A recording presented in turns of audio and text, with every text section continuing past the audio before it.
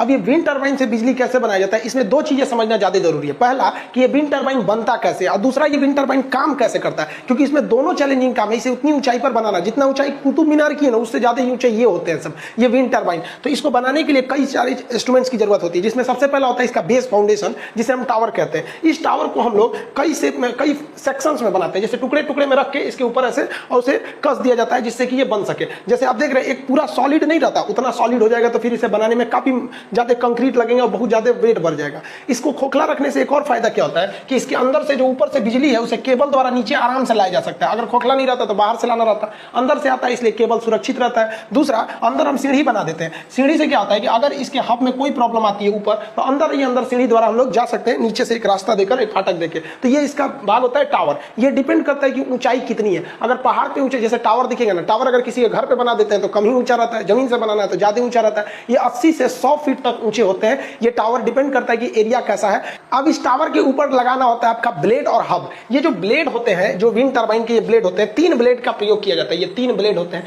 ये ब्लेड काफी लंबे होते हैं, लगभग 60 फीट इतना ऊंचे होते हैं, यानी 5 से 6 मंजिला, 8-8 मंजिला ऊंचे ये ब्लेड होते हैं सब। अगर आप छोटे शहर में रह रहे हैं तो आपके शहर की ऊंचाई, जो मैक्सिमम ऊंची बिल्डिंग है उसका इसमें एक ब्लेड होता है, क्योंकि छोटे शहरों में ना आपका 7 से 8 मंजिल से ऊंचा बनाने नहीं देता है। बड़े शहर दिल्ली उल्ली रहिएगा तब तो आपको बड़ी बिल्डिंग मिलेगी, इतनी ऊंची होती है। इन ब्लेड्स को ले जाना सबसे बड़ा पहाड़ होता है। देखिए कितनी मुश्किल से इस ब्लेड को ले जाया जाता है, कितने ट्रक्स वगैरह लगाए जाते हैं, स्पेशल ट्रक बनते हैं जो इसे ले जाते हैं, क्योंकि ये हमेशा इस विंड टरबाइन को पहाड़ी एरिया में सेट किया जाता है, और पहाड़ी एरिया में सड़कें अच्छी नहीं होती।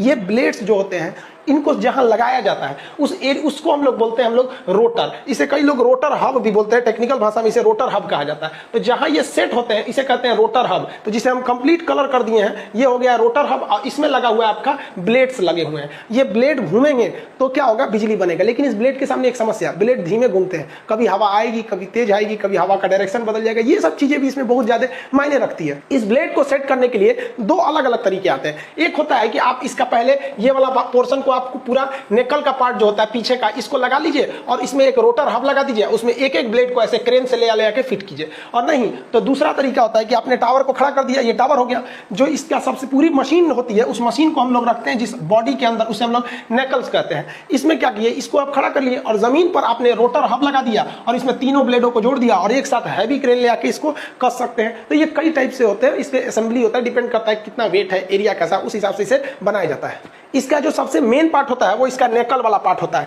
ये बहुत ही बड़ा पार्ट होता है। अगर आप इसको देखेंगे तो इसमें एक आदमी दिख रहे होंगे, 2 आदमी यहाँ दिख रहे हैं। ये बहुत बड़ा होता है, एक घर बराबर होता है। सोचिए इतना बड़ा होता है, मतलब 3 BHK का जो फ्लैट होता है ना, 3 कमरा वगैरह 3-3 कमरे बराबर इसका ये नेकल वाला पार्ट होता है, ये वाला पार्ट। इसमें हम